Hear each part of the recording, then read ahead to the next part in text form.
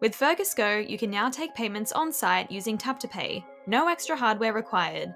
That means you can generate the invoice and collect payments instantly, right from your phone.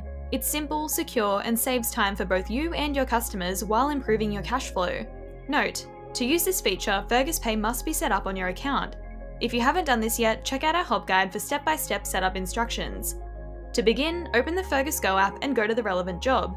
Scroll down and tap Invoices. Tap Quick Invoice in the bottom right corner to generate a draft. Fergus will automatically pull in any existing job costs to save you time. Add any final line items or make adjustments as needed, then tap Approve Invoice. Once the invoice is approved, you'll see an option for Tap to Pay. Select this and Fergus will connect to your phone's built-in contactless reader. Your customer can then tap their card, phone, or smart device directly on your phone to make the payment.